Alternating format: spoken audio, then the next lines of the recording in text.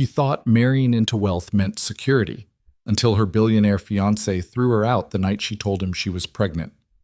Abandoned, broke, and carrying his child, Scarlett Hayes made a choice that would shake the city to its core. She married his deadliest enemy. A mafia boss who didn't promise her love, he promised her revenge. This is the story of a woman who lost everything and came back as a queen no one would ever dare cross again.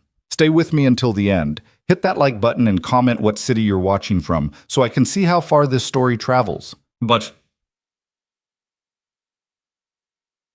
the penthouse smelled like expensive cologne and fresh lies. Scarlett Hayes stood in the marble foyer of Victor Langford's downtown high-rise, holding a pregnancy test in her trembling hand. The second pink line had appeared 3 minutes ago. She'd stared at it in the bathroom of a coffee shop 2 blocks away, her heart pounding so hard she thought she might pass out right there on the tile floor. She'd walked here in a daze, clutching the test in her coat pocket like it was made of glass. Now she stood in front of the man she loved, the man she was supposed to marry in 6 weeks, and watched his face shift from confusion to something colder. "You're what?" Victor stood by the floor-to-ceiling windows overlooking the city, backlit by the glow of 1,000 lights. He looked like he always did, perfect. Tailored suit, dark hair swept back, jaw sharp enough to cut, but his eyes had gone flat. "Pregnant?" Scarlett whispered. "I'm pregnant, Victor." She'd imagined this moment 100 different ways. In her head, he'd smiled. He'd pulled her close, kissed her forehead, told her everything would be okay. They'd figure it out together. They always did. Instead, he set down his whiskey glass and stared at her like she'd just told him she'd torched his car. "How far along?" 6 weeks, maybe 7. "And you're sure it's mine?" The words hit her like a slap. She actually flinched. "What?" I said, "Are you sure?" "I heard you." Her voice cracked. "How can you even ask me that?" Victor exhaled through his nose, that same controlled breath he used during board meetings when someone said something stupid. "Scarlett, don't be dramatic. It's a reasonable question. We've been together for 2 years. I've never even looked at another man." "Fine." He waved a hand dismissively. "Then yes, you're pregnant. Congratulations." She waited for more. For anything. He just stood there, staring out at the city like she wasn't even in the room. "Victor, say something." "What do you want me to say?" "I don't know. That you're happy? That we'll figure this out? That—" Her voice broke. "That you still want to marry me?" He turned then, and the look on his face made her stomach drop. "Scarlett." He said her name like it exhausted him. "We need to be realistic." Realistic about what? About timing, about optics. He crossed the room, hands in his pockets, cool and composed. "The Langford-Chen merger is happening in 3 months. My engagement to Marianne Chen is part of that deal. You know this." Scarlett felt the floor tilt beneath her. "Your engagement to— What are you talking about? You're engaged to me." That was before. Before what? Before this became complicated. She stared at him, unable to process the words coming out of his mouth. "Victor, we've been planning our wedding. The invitations are already printed. I'll handle it." "You'll handle it?" She laughed, but it came out strangled. "You'll handle throwing me away like I'm some kind of— Don't make this harder than it has to be." "Harder than it has to be?" Her voice rose. "I'm carrying your child." Which is exactly why we need to handle this quietly. He reached into his jacket and pulled out a checkbook. Actually pulled out a checkbook, like this was a business transaction. "I'll make sure you're taken care of, financially. You can go wherever you want. California, maybe. I'll set you up in a condo, cover medical expenses, everything. I don't want your money. I want you." "That's not possible anymore." "Why? Because of some merger? Because of Marianne Chen? Because you don't fit into my life anymore." He said it so simply, like he was explaining the weather. "Marianne comes from the right family. She understands the world I operate in. She's— What I'm not?" He didn't answer, which was answer enough. Scarlett felt something crack open inside her chest. "I loved you." "I know." "Do you? Because you're standing here talking about me like I'm a stock you're liquidating." "Scarlett," his voice softened, but only slightly. "You're a good person. You deserve someone who can give you the life you want, That's just not me. It was you 3 hours ago. 3 hours ago, things were different. She looked down at the pregnancy test still clutched in her hand. The plastic was warm from her grip. What do you want me to do with this baby? His jaw tightened. That's your decision. Our decision? No. He shook his head. I'm out, completely. If you decide to keep it, that's on you. I'll provide financial support, but that's where my involvement ends. No name on the birth certificate, no public acknowledgement, nothing. You're a coward. I'm a realist. You're a coward, she repeated, louder this time. You're throwing me away because I'm not useful anymore. Think whatever you want. He set the checkbook on the marble counter. There's $50,000 in there to start. Let me know where you land and I'll have my lawyer draw up an agreement. I don't want your agreement. Then what do you want? I want you to look at me and tell me you don't love me. He met her eyes, held her gaze, and said absolutely nothing. That silence was the worst part. Scarlett felt the tears coming, hot and furious. She refused to let them fall. Not here. Not in front of him. She turned toward the doors. Scarlett. She stopped, but didn't turn around. Take the money. Don't make this harder on yourself. She walked out without another word, leaving the checkbook untouched on the counter. The elevator ride down felt like falling. Scarlett stood in the corner, arms wrapped around herself, staring at her reflection in the polished steel doors. She looked small, pale, lost, like someone she didn't recognize. The doors opened on the ground floor and she stepped out into the lobby. The night doorman nodded at her. Thomas, who always smiled when she arrived, who'd seen her come and go 100 times with Victor's arm around her waist. Evening, Miss Hayes. She couldn't answer, just nodded and pushed through the glass doors into the cold. The city felt louder than usual. Taxis honked. People shouted into phones. Somewhere a siren wailed. Scarlett walked without direction, her heels clicking against the pavement. She didn't know where she was going, didn't know what came next. Her phone buzzed. A text from her best friend, Nina. How'd it go? Is he excited? Scarlett stared at the screen until it blurred. Then she turned the phone off and kept walking. 3 days later, she got the first eviction notice. Scarlett had been staying in the apartment Victor paid for, a sleek one-bedroom in a building she could never afford on her gallery assistant salary. She'd assumed she had time to figure things out. She was wrong. The notice was taped to her door when she came home from work. Lease terminated, effective immediately. Building management requested she vacate within 72 hours. She called Victor. It went straight to voicemail. She called again, same thing. On the third try, someone answered, but it wasn't him. Mr. Langford's office. I need to speak to Victor. Mr. Langford is unavailable. May I take a message? Tell him it's Scarlett. Tell him I got an eviction notice and I need Miss Hayes. The assistant's voice turned cold. Mr. Langford has requested that all future communication go through his attorney. I'm emailing you the contact information now. Wait, I just need... The line went dead. Scarlett stood in the middle of her soon-to-be former living room and realized just how thoroughly he'd erased her. The apartment, the credit cards, the life she thought they were building. Gone. She had $300 in her personal checking account, no family. Her parents had died in a car accident when she was 19, and she'd been on her own ever since. No savings, no backup plan, just a baby growing inside her, and a city that suddenly felt like it belonged to someone else. Nina showed up that night with 2 suitcases and a bottle of wine she didn't let Scarlett drink. You're staying with me, Nina announced, dragging the suitcases inside. No arguments. I can't. You absolutely can. My couch is surprisingly comfortable, and I make excellent breakfasts. Nina grabbed Scarlett's hands. We'll figure this out. Scarlett wanted to believe her. But Nina lived in a studio apartment in a building with a broken elevator and a landlord who barely fixed anything. There wasn't room for one person, let alone 2. I'll find something, Scarlett said. I just need a few days. Take all the time you need. But time wasn't the problem. Money was. Scarlett worked at a small art gallery in Chelsea, making just enough to cover groceries and student loan payments when Victor wasn't paying for everything else. Now, with rent to think about, medical bills coming, a baby on the way, the math didn't work. She spent the next week applying for every job she could find. Assistant positions, admin roles, retail, anything.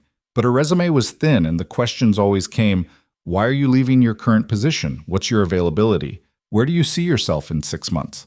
She couldn't tell them the truth, that she'd be visibly pregnant in 6 months, that she'd need maternity leave, that she was desperate. So she lied, and they saw through it every time. 2 weeks after Victor threw her out, Scarlett saw the announcement. She was walking past a newsstand when the headline caught her eye. Langford-Chen merger finalized. Victor Langford to wed Marianne Chen in spring ceremony. There was a photo. Victor in a tuxedo, Marianne in a white gown, both of them smiling at some charity gala. She was beautiful, tall, elegant, poised. Everything Scarlett wasn't. Scarlett bought the paper with shaking hands and read the article on a bench 2 blocks away. The union represents one of the largest corporate mergers in recent history, joining the Langford family's real estate empire with the Chen family's international holdings. Sources close to the couple describe the relationship as both a personal and professional partnership. Personal partnership. Scarlett crumpled the paper and threw it in the trash. That night, she stood in Nina's bathroom and stared at her reflection. Her face looked thinner, tired. There were dark circles under her eyes that no amount of concealer could hide. She put a hand on her stomach, still flat, still invisible. But she could feel it, the tiny weight of a future she didn't know how to hold. I'm going to protect you, she whispered. I don't know how, but I will. The bathroom door creaked open. Nina poked her head in. You okay? Yeah. Scarlett wiped her eyes. Just tired. Come eat. I made pasta. They sat on the floor of Nina's studio, eating spaghetti out of mismatched bowls, and for a moment Scarlett let herself pretend everything was okay. It wasn't. The offer came 3 weeks later, in the form of a man in a black suit. Scarlett was leaving the gallery after a long shift when she noticed him. Tall, broad-shouldered, standing beside a sleek black car like he'd been waiting. He didn't look like he belonged on this street. Too polished, too still. Miss Hayes? She stopped. Do I know you? No, but I work for someone who'd like to meet you. I'm not interested. You haven't heard the offer yet. I don't care what the offer is. He smiled faintly. Mr. Moretti thought you might say that. He asked me to give you this. He handed her a business card, heavy cardstock, embossed lettering. Dante Moretti. No title, no company, just a name and a phone number. Who's Dante Moretti? The man's smile widened. Someone who can help you. Help me with what? With your situation. He nodded toward her stomach, still flat, still hidden beneath her coat, and Scarlett's blood ran cold. How do you know about that? Mister, Moretti knows a lot of things. He also knows Victor Langford left you with nothing. He'd like to change that. Why? That's a conversation you'll need to have with him. The man opened the car door. He's waiting. 5 minutes of your time. That's all he's asking. Scarlett looked at the card in her hand. Every instinct told her to walk away. But desperation was louder than instinct. 5 minutes, she said. She got in the car. Thumb up. They drove to a restaurant she'd never heard of, small, unmarked, tucked into a side street in Little Italy. The kind of place that didn't have a sign, just a red door and a man standing outside who nodded when they arrived. Inside, the lights were low. The tables were empty except for one in the back corner where a man sat alone. Dante Moretti. He looked younger than she'd expected, mid-30s maybe. Dark hair, dark eyes, a face that could have been handsome if it wasn't so unreadable. He wore a suit that probably cost more than her entire wardrobe, and he didn't stand when she approached. Miss Hayes. His voice was quiet, controlled. Sit. She sat. He poured her a glass of water from a crystal pitcher. You're probably wondering why I brought you here. The thought crossed my mind. I'll be direct. I know what Victor did to you. I know you're pregnant. I know you have no money, no family, and nowhere to go. He leaned back in his chair. I also know you're too proud to take his pity cash, which means you're running out of options fast. And you want to help me out of the goodness of your heart? No. He smiled, but it didn't reach his eyes. I want to help you because it benefits me. How? Victor Langford humiliated you, threw you away like garbage. I imagine that makes you angry. What's your point? My point is that I can give you everything he took away. Protection, security, a future for your child. He paused. In exchange, you give me something I want, which is revenge. The word hung in the air between them. Scarlett's pulse quickened. What kind of revenge? The kind that destroys a man's pride. Dante leaned forward. Victor Langford thinks he's untouchable. He thinks he can discard people without consequences. I want to show him he's wrong. And how exactly do I fit into that? You marry me. Scarlett laughed. She couldn't help it. You're insane. I'm serious. You want me to marry you, a complete stranger? Yes. Why? Because it will hurt him. Dante's voice didn't rise, but something sharp flickered in his eyes. Victor threw you away to marry into power. Imagine how it'll feel when he sees you on my arm, when he realizes the woman he discarded is now under my protection, when your child, his child, carries my name instead of his. Scarlett stared at him. You're talking about using me as a weapon. I'm talking about giving you a choice. Dante pushed a folder across the table. And here is a contract. You marry me. You live in my home. You let me claim your child as mine. In return, I provide for you, fully. No limits. Medical care, security, anything you need. Your son grows up safe, protected, and wealthy. And if I say no, then you walk out that door and we never speak again. He met her eyes. But we both know you're not going to say no. You don't know anything about me. I know you're desperate. I know you're terrified. And I know you'd do anything to protect that baby. He tapped the folder. This is the best offer you're going to get. Scarlett's hands shook as she opened the folder. Inside was a contract, pages and pages of legal language she barely understood, but the numbers were clear: a monthly allowance, a house, medical coverage, education funds, everything she didn't have. What's the catch? She asked. No catch, just terms. You play the role of my wife in public. You don't ask questions about my business, and you don't leave until I say the arrangement is over. How long? Until Victor is destroyed. And then? Then you're free to go, with enough money to start over anywhere you want. Scarlett looked at the contract, at the man across from her, at the impossible choice she was being offered. I need time to think. You have until tomorrow night. Dante stood. My driver will take you home. If you decide yes, call the number on the card. If you decide no, burn it. He walked out without another word, leaving her alone in the empty restaurant with a contract that felt like a deal with the devil. But Scarlett didn't sleep that night. She lay on Nina's couch, staring at the ceiling, turning the decision over and over in her mind. Marrying a stranger, a dangerous stranger, a man who wanted to use her as a pawn in some revenge plot against Victor. It was insane. But so was being homeless and pregnant with no way out. She thought about the baby growing inside her, about the life she wanted to give him, about the fact that Victor had walked away without looking back, and she was supposed to just, what? Suffer in silence? Struggle alone? Why should she? At 3 a.m, she made her decision. She picked up the phone and dialed the number on Dante Moretti's card. He answered on the first ring. I'll do it, Scarlett said. There was a pause, then, good, I'll send a car in the morning. One condition. What? You protect my son. No matter what happens between you and Victor, my son stays safe. Done. I mean it. If anything happens to him, nothing will happen to him. Dante's voice was firm. You have my word. It wasn't much, but it was all she had. Okay, Scarlett whispered. I'll see you tomorrow.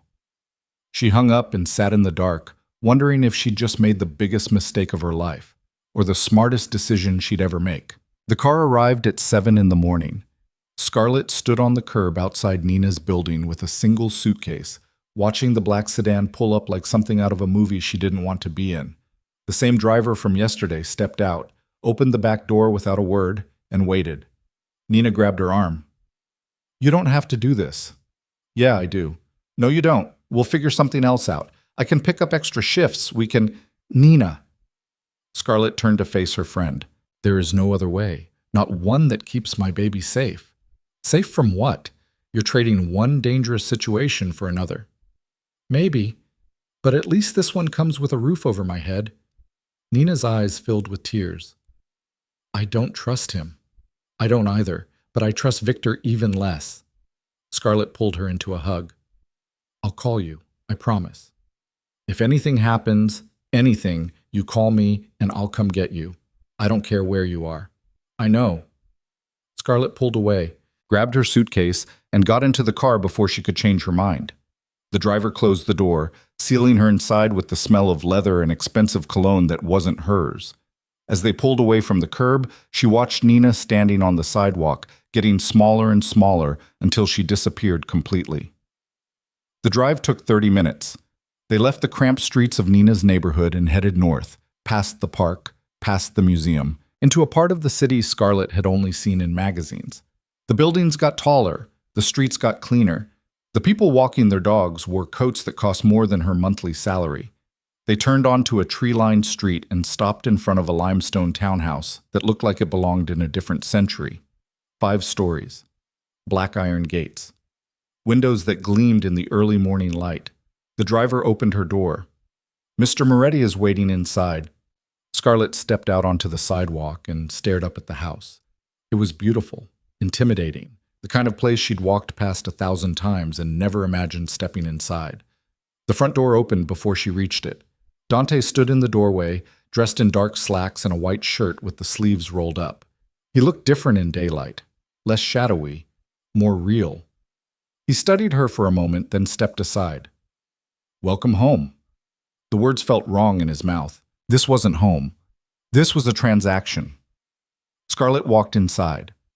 The foyer was all marble and dark wood, with a staircase that curved up to the second floor and a chandelier that probably cost more than Nina's entire apartment. Everything smelled like polish and money. Your room is on the 3rd floor, Dante said, closing the door behind her. I'll have someone bring your things up. I only have 1 suitcase. Then I'll have someone buy you more things. I don't need... You're going to be my wife. You need to look the part. He started up the staircase without waiting for her to follow. Come on, I'll show you around. Scarlett trailed behind him, her footsteps echoing on the marble. The 2nd floor had a library with floor-to-ceiling bookshelves and a sitting room she couldn't imagine anyone actually sitting in. Everything looked expensive and untouched, like a museum exhibit. The 3rd floor was quieter. Dante stopped in front of a set of double doors and pushed them open. This is yours. The bedroom was bigger than Nina's entire studio. King-size bed, walk-in closet, windows overlooking the street. There was even a fireplace, though Scarlett couldn't imagine ever using it. The bathroom's through there, Dante said, nodding toward another door. If you need anything, there's a phone on the nightstand. Dial 0 and someone will answer. Someone? I have staff. Housekeeper, cook, security. They know not to bother you unless you ask. Scarlett set her suitcase down on the floor. The room felt too big, too empty. Where's your room? 4th floor. So we're not... No. He met her eyes. This is a business arrangement. I don't expect anything from you except what's in the contract. She didn't know if that made her feel better or worse. The wedding is in 3 days, Dante continued. I've arranged for someone to bring dresses for you to choose from. We'll sign the papers at City Hall, then have a small reception here. Nothing elaborate. 3 days? Scarlett's stomach twisted. That's not enough time to... But it's plenty of time. I don't believe in long engagements. I don't even know you. You don't need to know me. You just need to stand next to me and sign your name. He checked his watch. I have a meeting in an hour. Make yourself comfortable.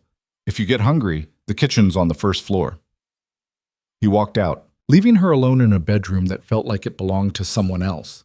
Scarlett sat down on the edge of the bed and tried to remember how to breathe. 3 days. In 3 days, she'd be married to a man she didn't know, living in a house that didn't feel real, playing a role she didn't understand. She put a hand on her stomach and whispered, I'm doing this for you. Remember that. The baby didn't answer. Babies never did. Uh, the dresses arrived that afternoon. Scarlett was sitting in the library, the only room that felt remotely comfortable, when a woman in her 50s knocked on the doorframe. "Miss Hayes, I'm Elena. I manage the house." She smiled warmly, the first genuine smile Scarlett had seen since she walked through the door. "Mr. Moretti asked me to help you with the wedding arrangements." "There's not much to arrange, is there? He said it's just signing papers." "Even simple weddings need a dress." Elena gestured toward the sitting room. "I've brought a few options. Would you like to see them?" Scarlett followed her into the sitting room, where 3 garment bags hung on a portable rack. Elena unzipped the first one, revealing a white dress that looked like it cost more than Scarlett made in a year. "This one is classic. Simple lines. Very elegant." It was beautiful. Scarlett hated it. "Do you have anything that's not white?" Elena raised an eyebrow. "You don't want a white dress?" "I'm pregnant and marrying a stranger for revenge. White feels a little ironic." To her credit, Elena didn't flinch. She just nodded and unzipped the second bag. "How about this one?" The dress was champagne-colored, with delicate lace sleeves and a fitted waist. It was understated, elegant, the kind of thing someone wore when they weren't trying to pretend this was a fairy tale. "I like it," Scarlett said quietly. "Good. I'll have it altered to fit you perfectly." Elena zipped the bag back up. "Is there anything else you need? Shoes, jewelry?" "I don't know. What does a fake bride need?" Elena's expression softened. "The same things a real bride needs, something that makes her feel strong." Scarlett looked at the older woman, really looked at her. "How long have you worked for him?" 10 years. "Is he—" Scarlett hesitated. "Is he a good person?" Elena considered the question carefully. "Mr. Moretti is a complicated man, but he's fair, and he keeps his promises." She folded the garment bags over her arm. "If he told you he'd protect you, he will. Even if it's just because it suits him? Does it matter why, as long as he does it?" Scarlett didn't have an answer for that. The next 2 days passed in a blur. Scarlett barely saw Dante. He left early in the morning and came back late at night, always in a suit, always with his phone pressed to his ear. When they did cross paths, their conversations were brief and transactional. "The photographer will be here at noon." "Okay. Wear something formal for the reception." "Fine. Do you have any dietary restrictions?" "No." It felt less like preparing for a wedding and more like preparing for a board meeting. On the morning of the 3rd day, Scarlett woke up with her stomach in knots. She'd barely slept.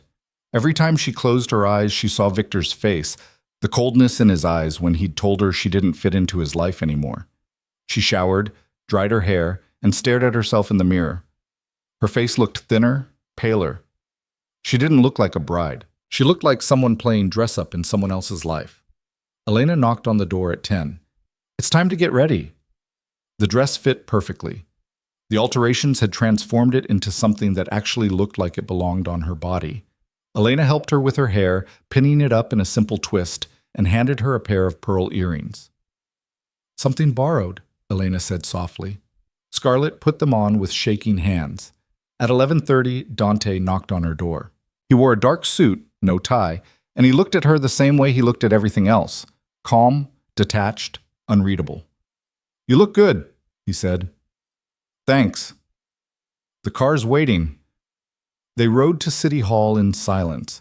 Scarlett stared out the window, watching the city blur past, and wondered if this was what drowning felt like. Quiet. Inevitable. No way to stop it once it started. City Hall was gray and bureaucratic, nothing like the church wedding she'd imagined with Victor. They signed papers in a small office with fluorescent lighting and a clerk who looked bored. Dante's signature was sharp and precise. Scarlett's hand shook so badly she could barely write her name. "Congratulations," the clerk said, stamping the document. "You're now legally married." Legally married. Scarlett felt like she might throw up. They drove back to the townhouse, where a small reception had been set up in the dining room. There were flowers, white roses, elegant and cold, a small cake, champagne she wasn't allowed to drink, and people. Not many, maybe 20.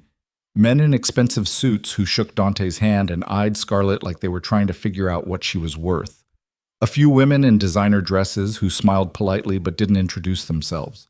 Scarlett stood beside Dante, playing the role she'd agreed to play, and felt like a stranger in her own skin. "Smile," Dante murmured under his breath. She smiled. A man approached, older, silver-haired, with eyes that missed nothing. He clapped Dante on the shoulder. "Congratulations. Didn't think I'd see you settle down." "Things change, Marco." Marco turned to Scarlett. "And who's the lucky girl?" "Scarlett," Dante said. "My wife." The word sounded strange coming out of his mouth. Marco studied her for a long moment. "You picked an interesting time to get married." "Why's that?" "Heard Victor Langford's engagement is all over the news. Marrying that Chen girl next month." Marco's smile didn't reach his eyes. "Funny timing, don't you think?" Dante's expression didn't change. "I don't pay attention to Victor Langford." "Sure you don't." Marco raised his glass. "To new beginnings." They toasted. Scarlett drank water and tried not to look as uncomfortable as she felt. The reception lasted 2 hours. By the time the last guest left, Scarlett's face hurt from fake smiling. Dante loosened his collar and poured himself a drink. "You did well." I stood there and nodded. It wasn't exactly hard. "You'd be surprised how many people can't even do that." He took a sip of whiskey. "Get some rest. Tomorrow, the real work starts." "What real work?" "Making sure Victor knows you're mine now." The possessiveness in his voice made her skin crawl. "I'm not yours. I'm just wearing your ring." In his eyes, that's the same thing. Dante set down his glass. "You wanted protection. I'm giving it to you. But protection comes with conditions." "Which are?" "You go where I go. You smile when I tell you to smile. You let the world see that you're not the broken girl he threw away."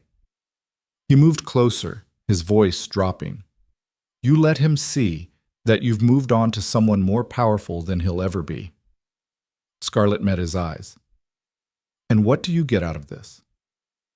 The satisfaction of watching him realize he made a mistake. "That's it? Just satisfaction?" Dante's jaw tightened. "Victor Langford destroyed something that mattered to me. Now I'm going to destroy something that matters to him." "What did he destroy?" "That's not your concern. If I'm part of this, it is my concern." "No." Dante's voice turned cold. "Your concern is playing your role and keeping your mouth shut about everything else. That's the deal." Scarlett wanted to push back, wanted to demand answers, but she was tired and pregnant and standing in a house that didn't feel like hers, married to a man who scared her more than she wanted to admit. "Fine," she said quietly. "I'll play my role." "Good." Dante turned toward the door. "Get some sleep. We have a gala to attend tomorrow night." "A gala?" "The Langford Foundation charity event. Victor will be there with his fiancée, so will we." Scarlett's stomach dropped. "I'm not ready to see him." "You don't have to be ready. You just have to show up." Dante paused in the doorway. "Wear something that makes him regret every choice he's ever made." He walked out, leaving Scarlett alone in a dining room full of wilting roses and half-empty champagne glasses. She sank into a chair and put her head in her hands. Tomorrow night, she'd have to face Victor, the man who'd thrown her away, the father of her child who wanted nothing to do with either of them, and she'd have to do it on the arm of a man who wanted to use her pain as a weapon. Scarlett closed her eyes and tried to remember who she'd been before all of this. Before Victor, before Dante, before she'd become a pawn in someone else's game. She couldn't. That person felt like a ghost. The next day, Elena brought her a dress. It was deep emerald green with a neckline that was just low enough to be daring and a silhouette that skimmed her body in all the right ways. Scarlett stared at it hanging on the back of her door and felt her heart race. "Mr. Moretti chose it himself," Elena said. "He has good taste. He wants me to look like I belong to him." "Is that so different from what Victor wanted?" The question hit harder than Scarlett expected. "Victor wanted me to disappear. And Mr. Moretti wants you to be seen. Maybe that's not such a bad thing." Scarlett ran her fingers over the fabric. It was soft, expensive, the kind of dress she'd never have bought for herself. "What if I can't do this?" she whispered. Elena stepped closer. Then you fake it. You walk in there with your head up, you smile, and you let them all wonder how you ended up on top. She squeezed Scarlett's shoulder. You're stronger than you think. I don't feel strong. None of us do, but we do it anyway. That night, Scarlett put on the dress. She let Elena do her hair and makeup. She slipped on the heels that made her 3 inches taller and stared at herself in the mirror. She looked like someone else. Someone confident, untouchable. Someone who hadn't spent the last month crying herself to sleep. Dante was waiting for her at the bottom of the stairs. He looked up as she descended, and for the first time since she'd met him, something flickered in his eyes. Surprise, maybe, or appreciation. You look perfect, he said. I look expensive. Same thing. He offered her his arm. Ready? No. Good, neither is he. They walked out to the car together, and Scarlett tried not to think about the fact that she was about to face the man who'd shattered her life. The gala was held at the Metropolitan Club, a building Scarlett had only ever seen from the outside. Inside, it was all marble columns and crystal chandeliers filled with people who looked like they'd been born wearing tuxedos and gowns. Dante kept his hand on the small of her back as they walked in, a possessive gesture that made her feel both protected and trapped. Stay close, he murmured, and don't let him see you flinch. I won't. Good. They moved through the crowd, Dante nodding at people he knew, introducing Scarlett as his wife. The word still felt foreign. Wrong. But she smiled and shook hands and played the part. And then she saw him. Victor stood near the bar, laughing at something a man in a tuxedo had said. He looked exactly the same, perfect hair, perfect suit, perfect smile. Like the last month hadn't happened, like she'd never existed. Beside him stood Marianne Chen, tall, elegant, wearing a white dress that probably cost more than Scarlett's entire wardrobe. She had her hand on Victor's arm, and he looked at her the way he used to look at Scarlett, like she mattered. Scarlett's chest tightened. Dante must have felt her tense because his hand pressed more firmly against her back. Breathe. I am breathing. Then stop looking at him like he still owns you. She tore her eyes away from Victor and looked up at Dante. He doesn't. Then prove it. Before she could respond, Dante steered her directly toward the bar, toward Victor. Scarlett's heart hammered in her chest. She wanted to run, wanted to disappear, but Dante's hand kept her anchored, kept her moving forward. Victor saw them approaching. His smile faltered. Just for a second. But it was enough. Dante Moretti, Victor said, his voice carefully neutral. I didn't know you'd be here. I go where my wife goes. Dante's tone was smooth, casual. Victor Langford. It's been a while. Victor's eyes flicked to Scarlett. Something shifted in his expression. Surprise, confusion, maybe a flash of anger. Scarlett, Victor. Marianne looked between them, her smile tight. I don't believe we've met. Marianne Chen, Victor said quickly. This is Scarlett Hayes, an old, friend. Scarlett Moretti now, Dante corrected, his voice like ice. My wife. The silence that followed was deafening. Victor stared at Scarlett like he'd never seen her before. You're married. As of yesterday, Dante said. Small ceremony, very intimate. Marianne's smile didn't waver, but her eyes were sharp. How lovely. Congratulations. Thank you. Scarlett forced herself to meet Victor's eyes. Congratulations to you as well. I hear your wedding is next month. Victor's jaw tightened. Yes, it is. I'm sure it'll be beautiful. Scarlett's voice was steady, even though her hands were shaking. Much bigger than ours. We prefer intimacy to spectacle, Dante said smoothly. He signaled the bartender. Champagne for my wife. Whiskey for me. The bartender poured their drinks, and Scarlett took hers with trembling fingers. She raised the glass but didn't drink, couldn't drink, and hoped no one noticed. So, Marianne said, her voice bright and cold. How did you two meet? Through mutual interests, Dante said. How vague. Marianne's smile sharpened. Victor and I met through our families. Very traditional. Traditional is overrated, Dante said. He looked at Victor. Wouldn't you agree?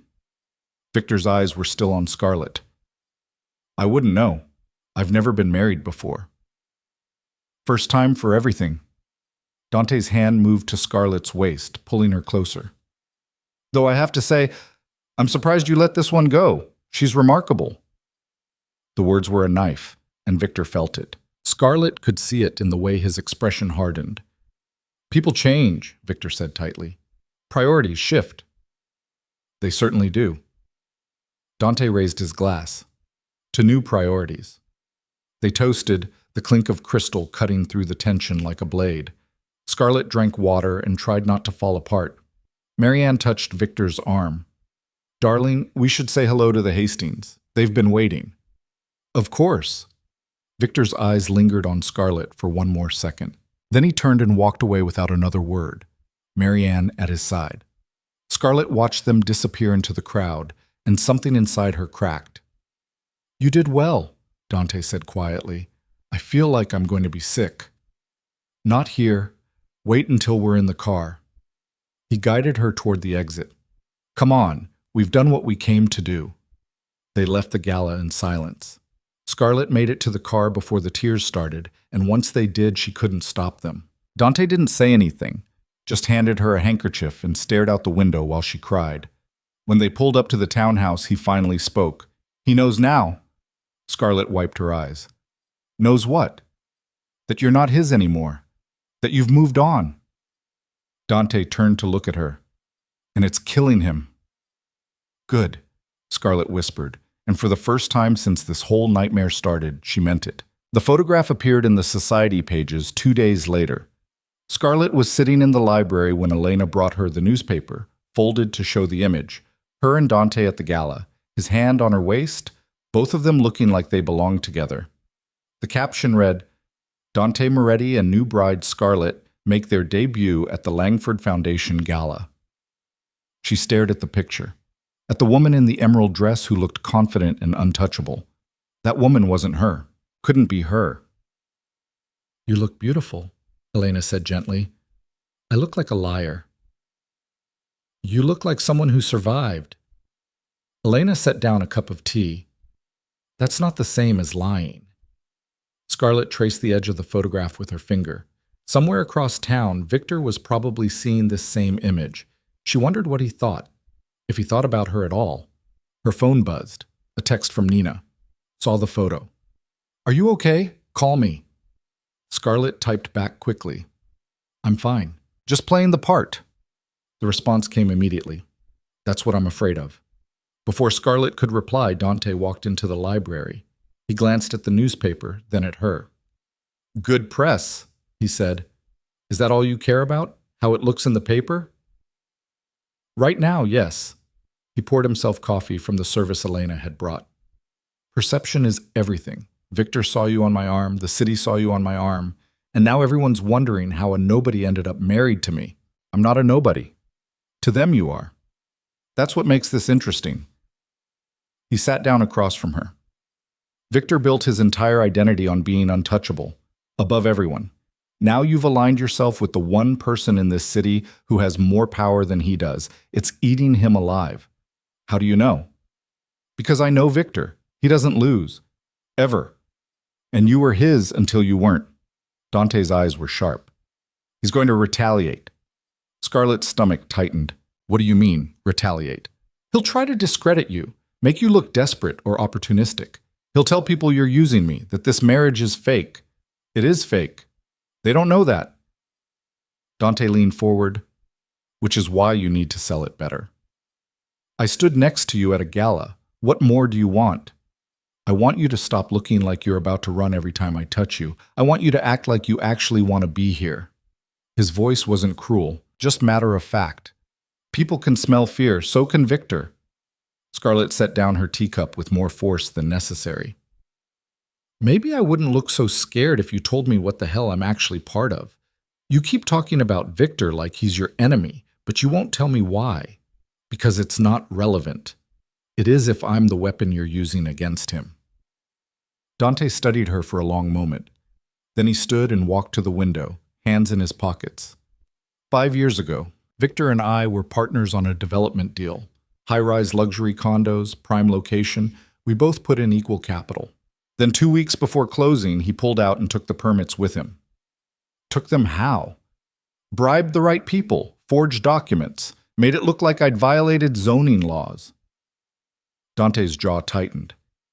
The deal collapsed. I lost $15 million and 6 months of work. He turned around and built those condos himself and made triple what we would have made together.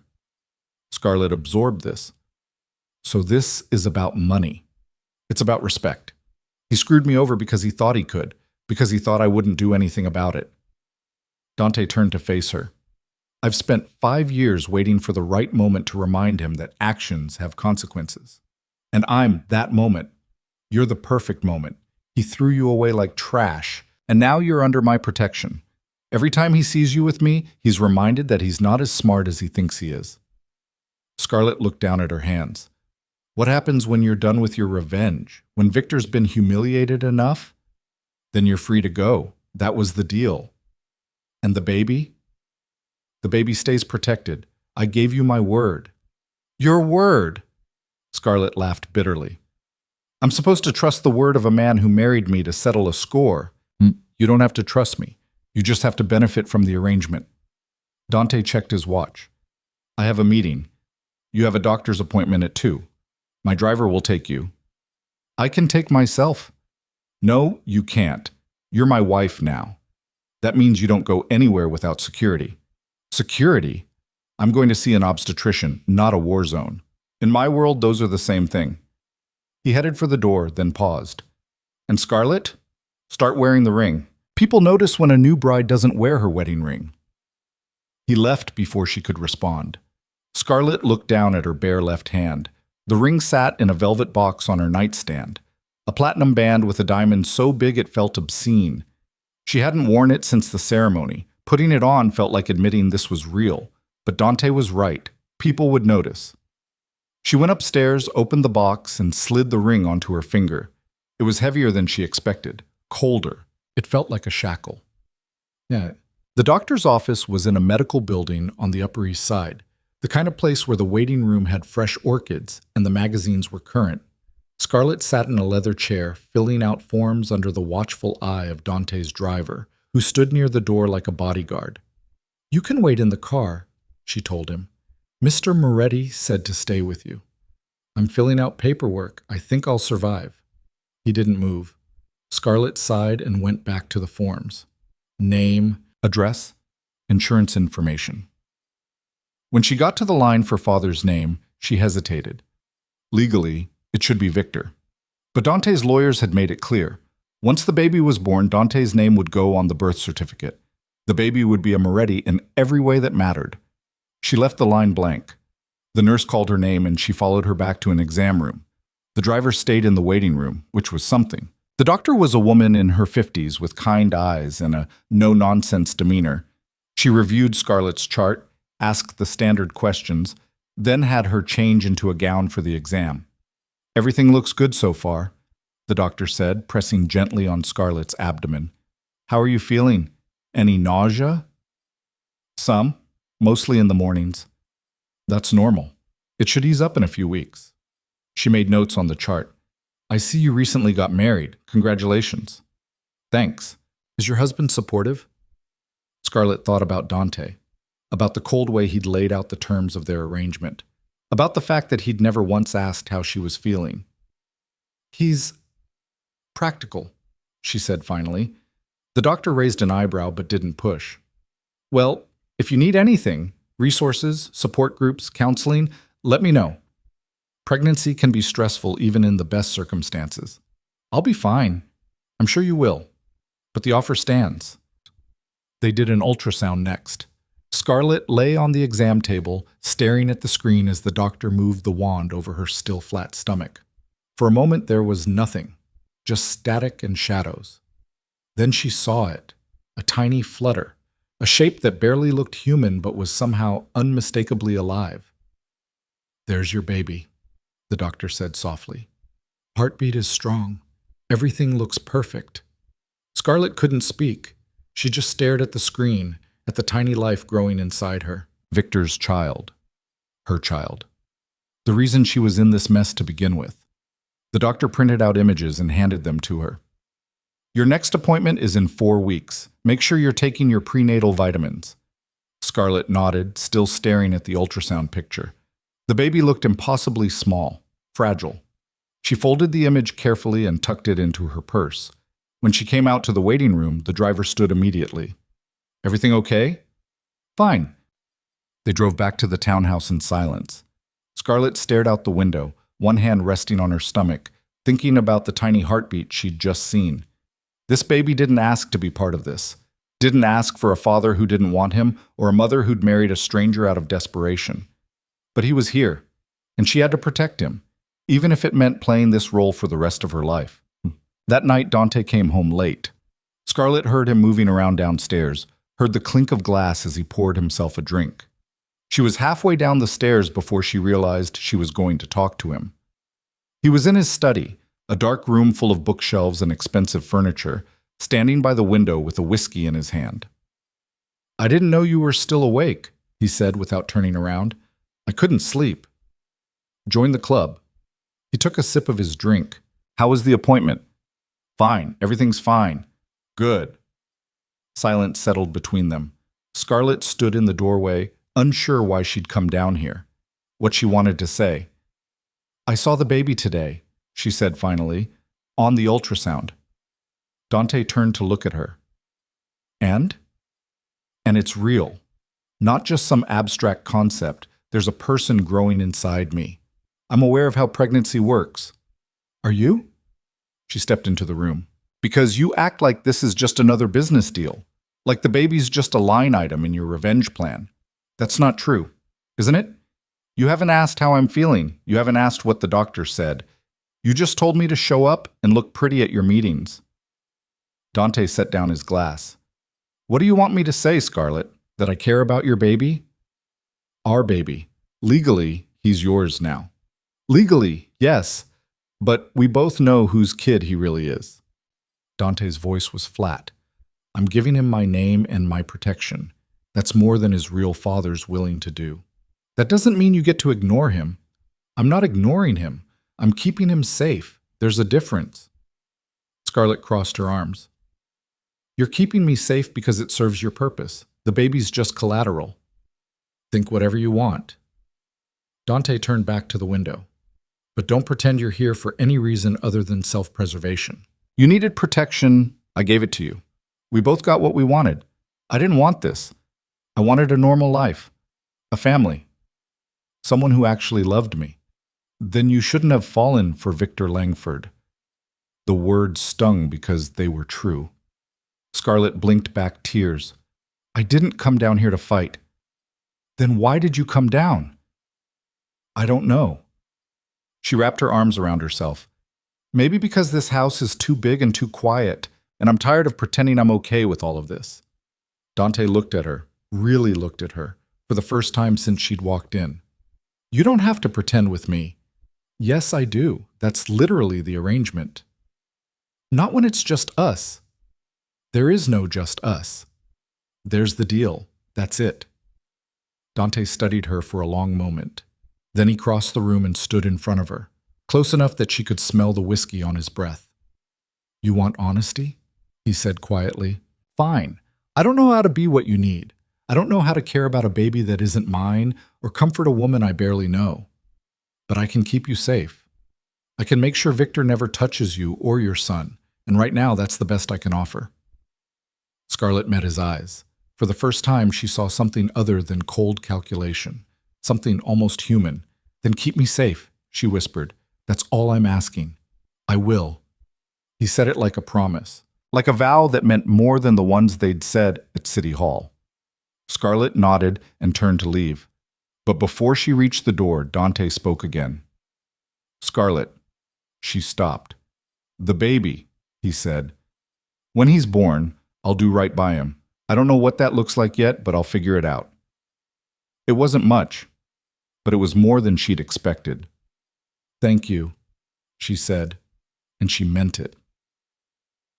Boy, 2 weeks passed.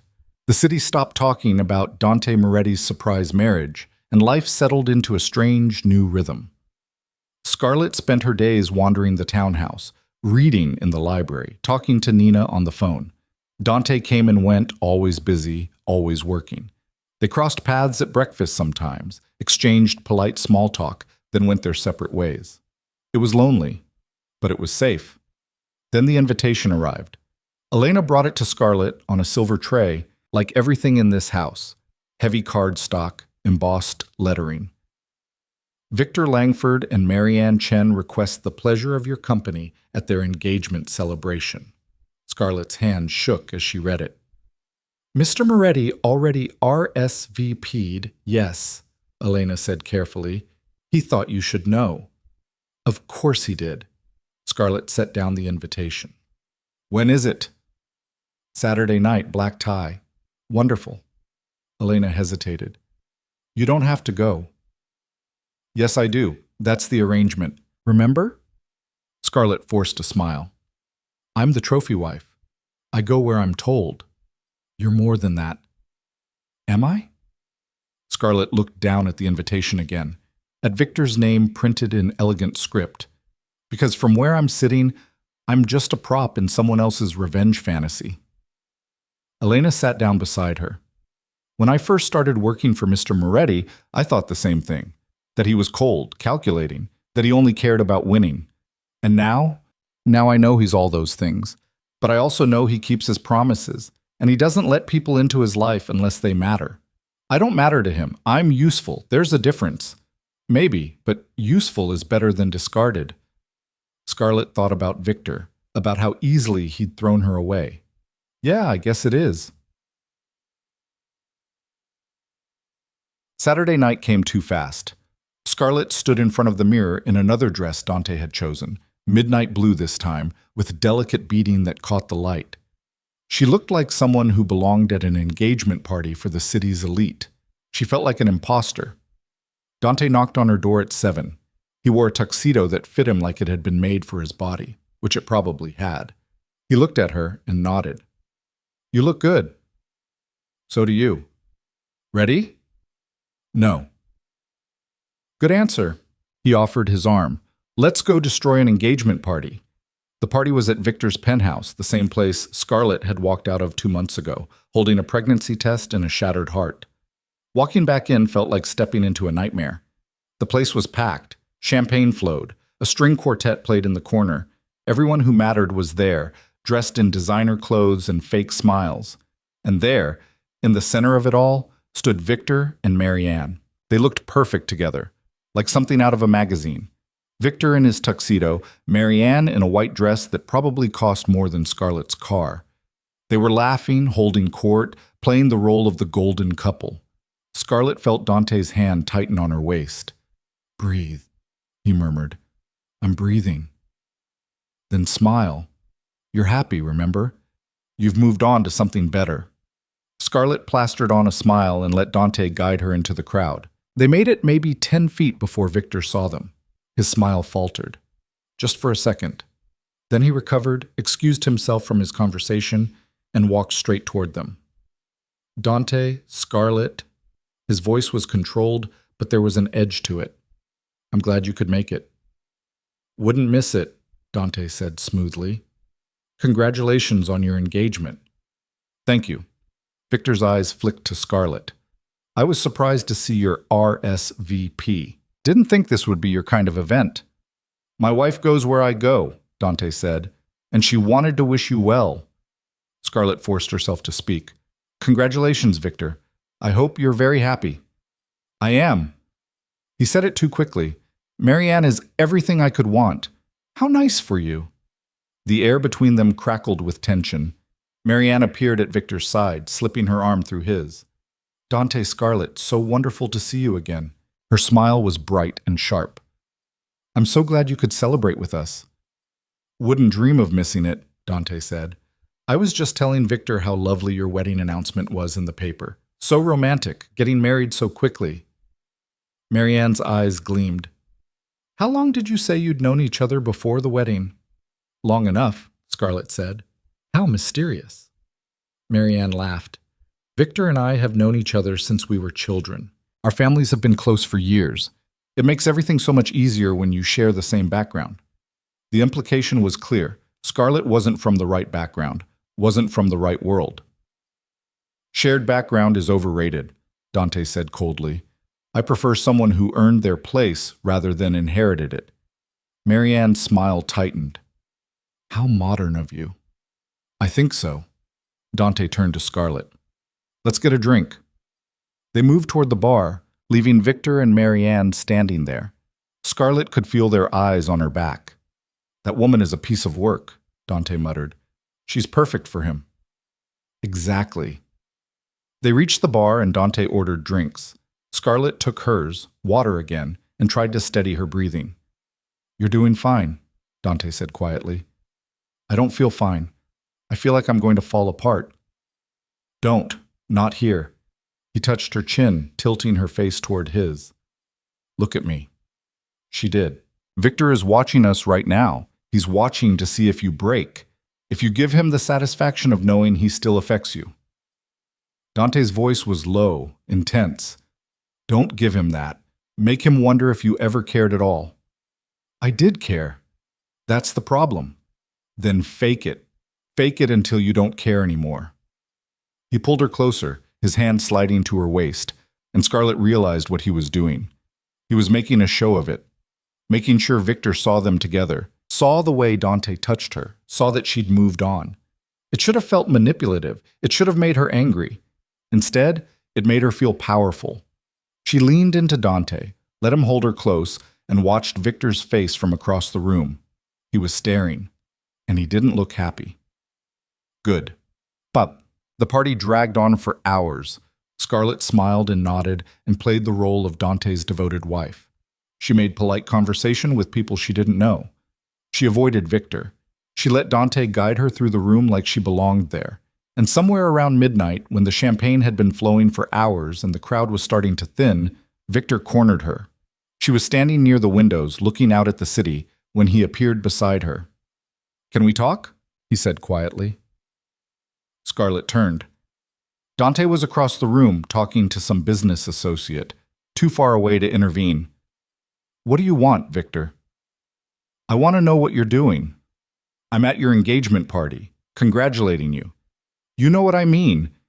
He stepped closer, lowering his voice. You married Dante Moretti, of all people. So?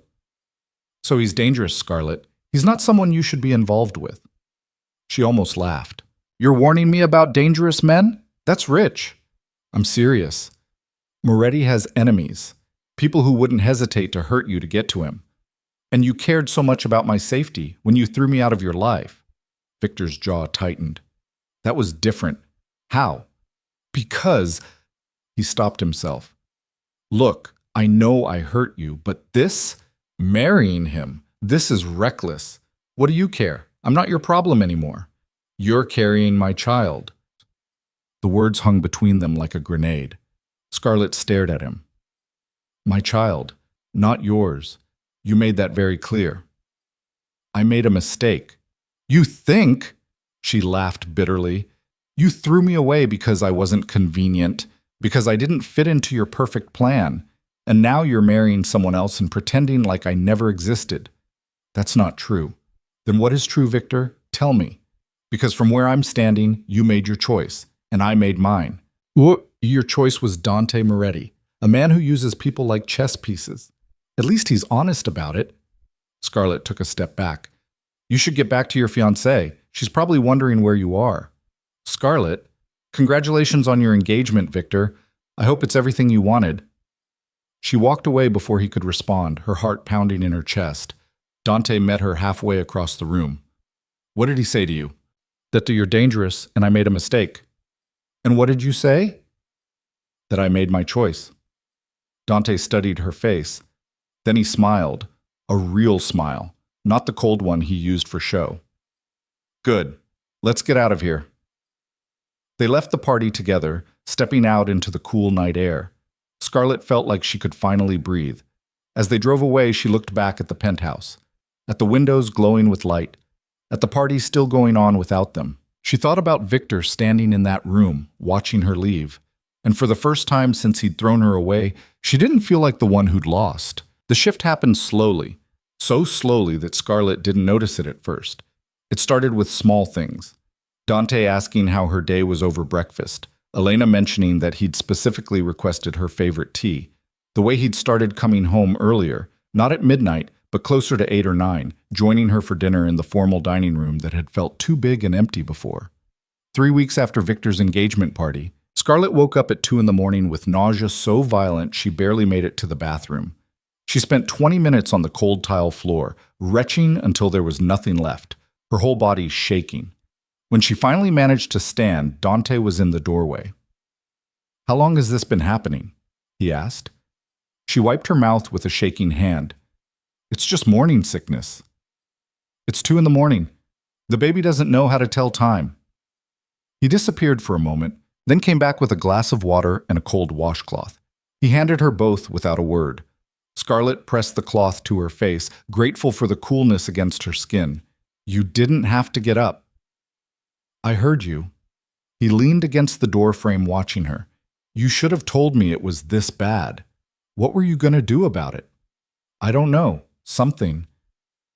He ran a hand through his hair. It was the first time she'd seen it messed up, not perfectly styled. "Can you eat anything?" "Crackers, maybe. Ginger ale. I'll have Elena stock them." "She already did." "Then I'll have her get more." He waited while she sipped the water. "Come on, let's get you back to bed." She expected him to leave her at her bedroom door, but he followed her inside, making sure she was settled before he turned to go. "Dante?" He stopped. "Thank you." He nodded once, then left, closing the door quietly behind him. Scarlett lay in the dark, one hand on her stomach, and wondered when exactly Dante Moretti had stopped being just a cold arrangement and started feeling like something else. The next morning, there were saltine crackers on her nightstand, a case of ginger ale in the small refrigerator Elena had somehow installed in her room overnight, and a note in Dante's sharp handwriting, "Call me if you need anything. D." She tucked the note into her drawer and tried not to think about what it meant. 2 days later, Dante came home with a bag from a bookstore. "I don't know what you're supposed to read when you're pregnant," he said, setting it on the library table where she was curled up with a novel. "So I got a few options." Scarlett looked inside.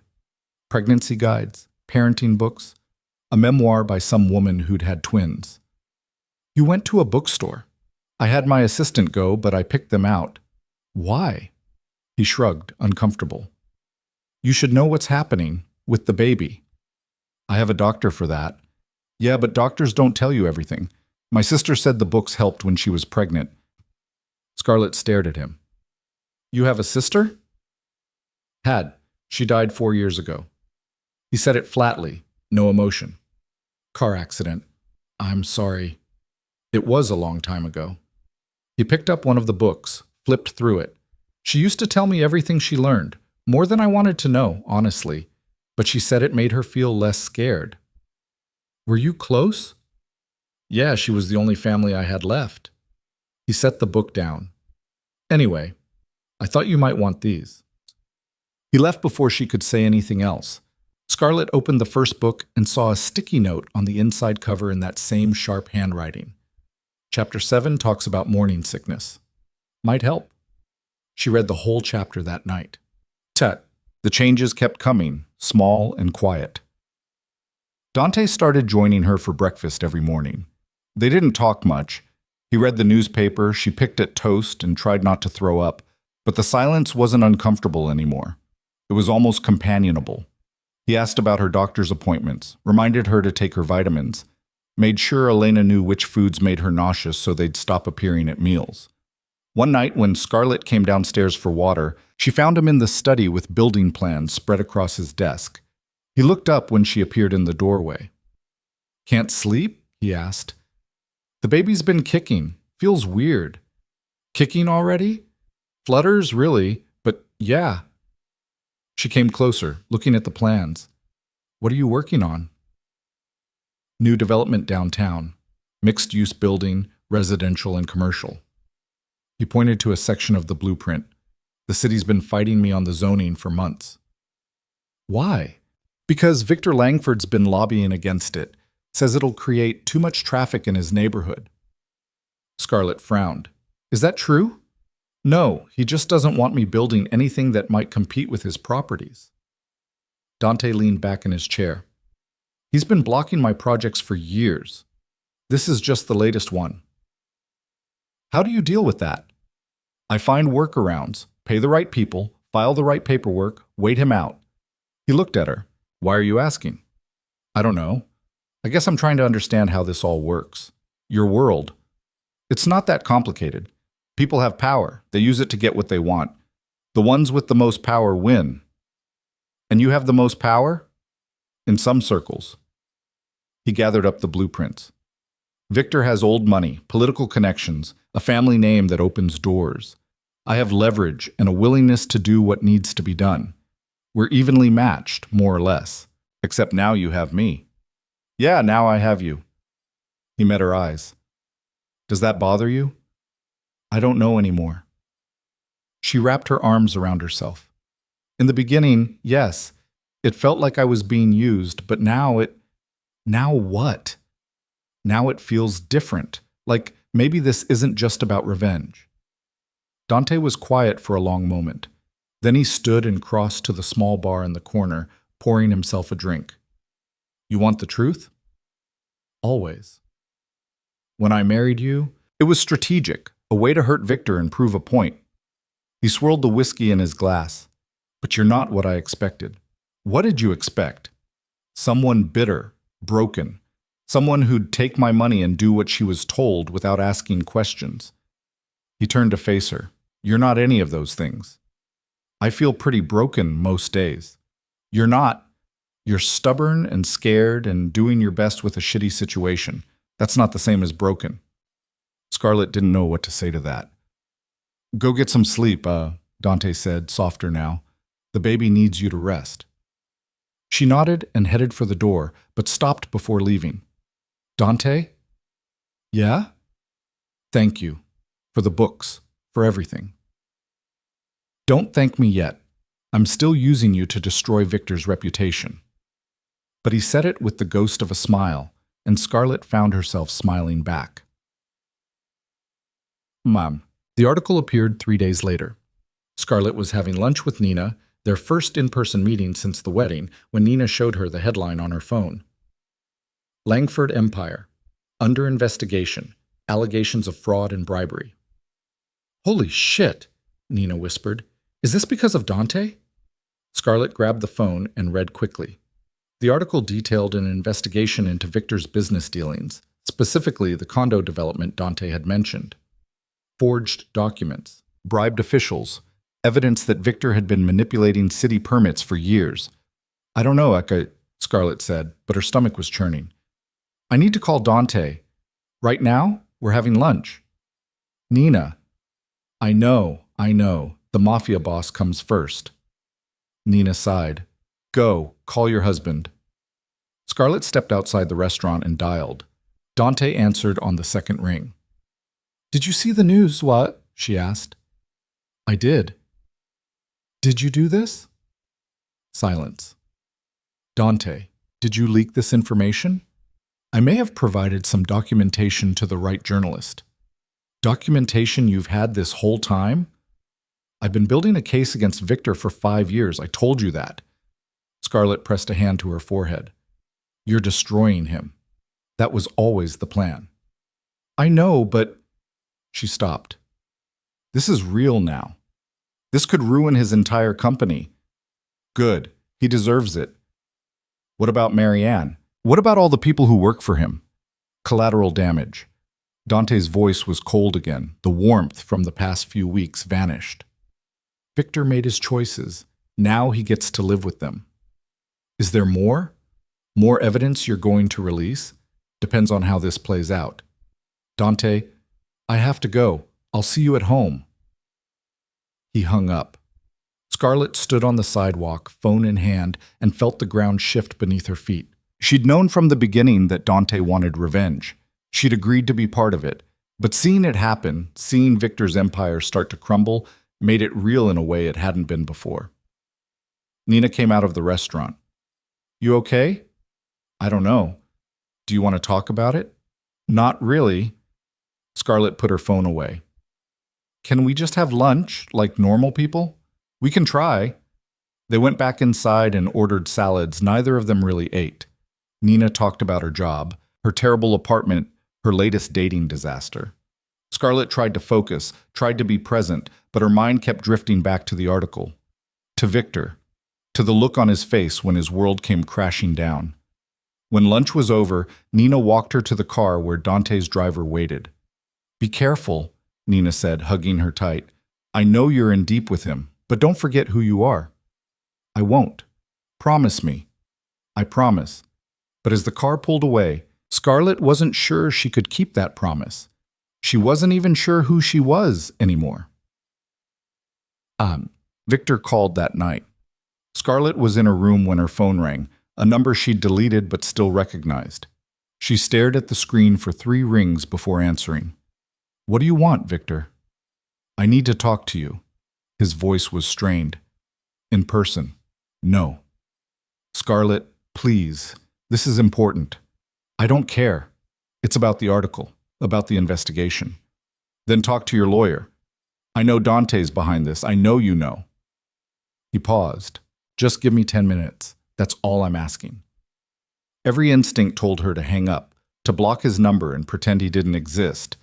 But there was something in his voice, something desperate, that made her hesitate. Where? The coffee shop on Madison, the one we used to go to.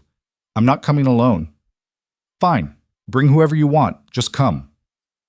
He hung up before she could change her mind. Scarlett sat on the edge of her bed, phone in hand, and wondered if she was making a mistake. Then she went downstairs to find Dante. He was in the study, on a phone call that sounded tense. He held up a finger when he saw her, 1 minute, then finished the conversation and hung up. What's wrong? He asked. Victor called. He wants to meet. Dante's expression darkened. Absolutely not. I already said yes. Then call him back and say no. I want to hear what he has to say. It's a trap, Scarlett. He's cornered and desperate. People like that are dangerous. I'll have your driver with me. I'll be safe. That's not the point. Then what is the point? She crossed her arms. You've spent months using me to get to him. Now he wants to talk to me and you're saying no? Because I don't trust him. I don't either, but I'm going anyway. She held his gaze. You don't get to control everything, Dante. He stared at her for a long moment. Then he grabbed his jacket from the back of his chair. Fine, but I'm coming with you. He said I could bring someone. Good, because you're not doing this alone. They drove to the coffee shop in tense silence. It was the place Scarlett had gone with Victor dozens of times, back when they were happy. Back when she'd believed in fairy tales and happy endings. Now it just looked like a coffee shop. Victor was already there, sitting at a corner table with his hands wrapped around a cup. He clearly wasn't drinking. He looked terrible, hair disheveled, tie loose, dark circles under his eyes.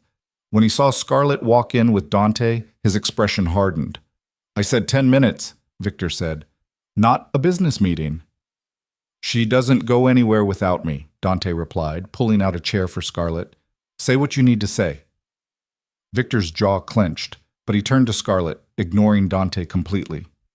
Did you know about this? About the investigation? I saw the article today, same as everyone else. That's not what I asked. Then let me be clear. I don't know what Dante does with his business. I'm his wife, not his partner. Convenient. Victor looked at Dante. You've been planning this for years, haven't you? Waiting for the right moment to destroy me. Something like that, Dante said calmly. And you. Victor turned back to Scarlett. You're just going to let him do this? Let him ruin everything I've built? You ruined it yourself, Scarlett said quietly. Dante just brought it to light. I made mistakes, I know that. But this? Victor gestured at nothing. This is scorched earth. You threw me away like garbage. What did you expect? I expected you to move on, not to marry my enemy and help him destroy my life. I didn't help him. I didn't even know. But you're not trying to stop him either. Scarlett looked at Victor, really looked at him. At the man she'd loved, the man she'd thought she'd spend her life with. He looked smaller now, diminished. Why would I stop him? She said softly. You didn't stop yourself when you had the chance. Victor's face crumpled. I made a mistake, Scarlett. Letting you go was the biggest mistake of my life. Don't. She held up a hand. Don't do this now. Don't pretend you care just because your empire is falling apart. I do care. He glanced at Dante, then back at her. Can we talk alone? Just for a minute? No, Dante said. I wasn't asking you. And I don't give a shit. You wanted to talk. You're talking. With both of us here. Victor stood abruptly, his chair scraping against the floor. This is pointless. You've already made up your mind. I made up my mind the night you told me I didn't fit into your life, Scarlett said. This is just the consequence. The consequence is me losing everything? The consequence is you finally facing what you did. To me. To other people. She stood too, Dante rising beside her. You spent years cheating and lying and using people. Dante just made sure everyone else knew. So that's it? You're going to stand by and watch him destroy me? I'm going to protect my son. That's all I care about. Victor's eyes dropped to her stomach, still not showing but no longer flat. Something flickered across his face. Regret, maybe, or loss.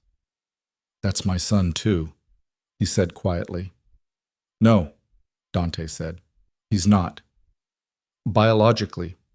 Biologically doesn't mean shit. You gave up that right when you walked away. Dante's voice was ice. When he's born, my name goes on the birth certificate. He'll grow up as a Moretti. You'll be nothing to him. Victor looked like he'd been slapped. Scarlett, you can't. I can. I already have. She reached for Dante's hand, surprised at how natural it felt, and held on. We're done here. They walked out together, leaving Victor standing alone in the coffee shop. Outside, Scarlett's hands were shaking. Dante guided her to the car, helped her inside, then slid in beside her. You okay? He asked. I don't know. I just told the father of my baby that he'll never be part of his life. You told him the truth. That's different. Is it? She looked at Dante. What if he fights for custody? What if he takes me to court? He won't. How do you know? Because he's too busy trying to save his company. And because I have lawyers who will bury him if he tries. Dante's hand found hers again, squeezed gently. Your son is protected. I promised you that. Scarlett wanted to believe him, but the fear lingered sharp and cold in her chest.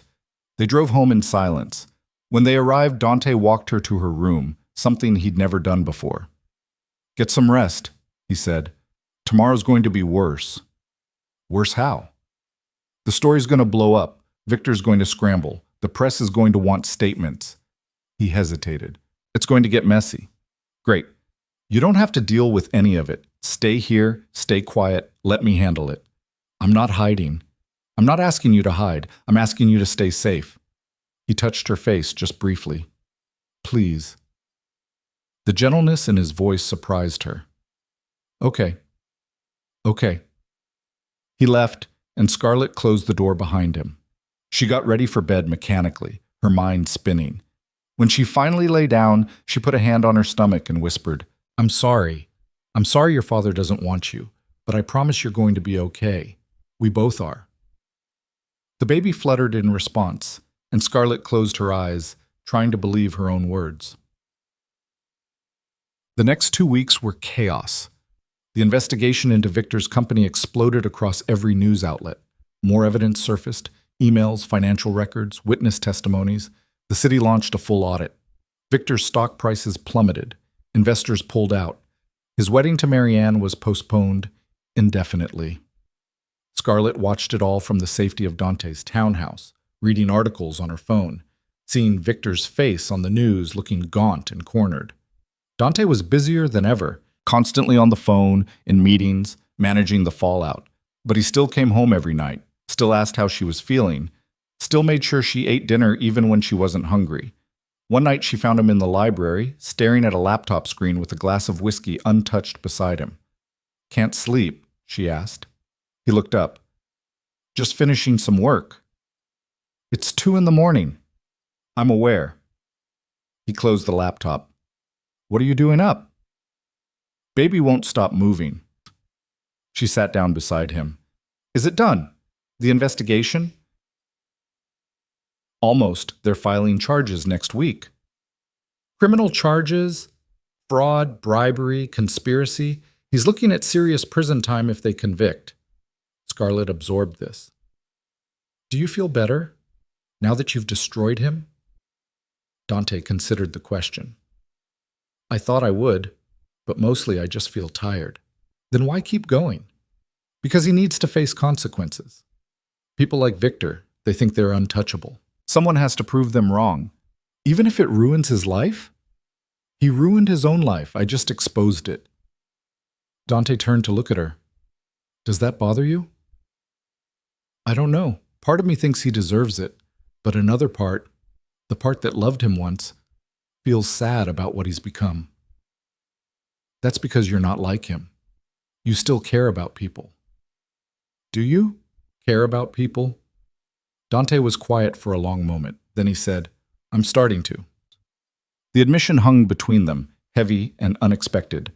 Scarlett didn't know what to say, so she just sat there, in the quiet library with the man she'd married for protection, and felt something shift, something that felt dangerously close to trust.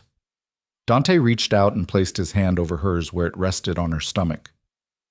"Has he been kicking a lot?" "All the time, especially at night." "Can I—" He hesitated. "Can I feel?" She nodded. He kept his hand there, warm and steady, and after a moment the baby kicked, hard enough that Dante felt it. His eyes widened.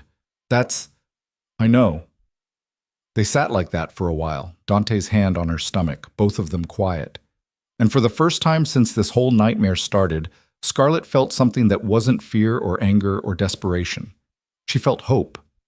Maybe this arrangement wasn't just about revenge anymore.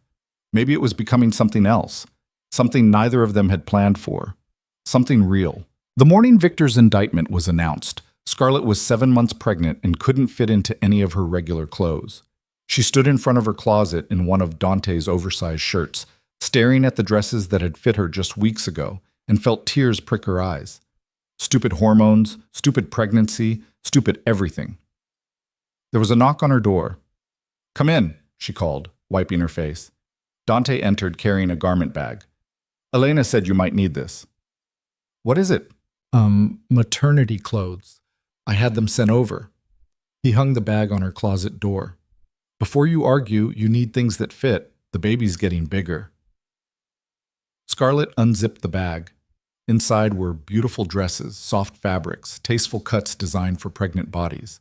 Not the shapeless tents she'd been dreading, actual clothes that looked like someone had put thought into them. "You picked these out?" she asked. "Elena helped, but yeah." He shifted uncomfortably. "I know you don't like people buying you things, but thank you." She pulled out a navy dress with empire waist. "They're perfect." He looked relieved. "Good, because the press is outside and I need you to look like you're not falling apart."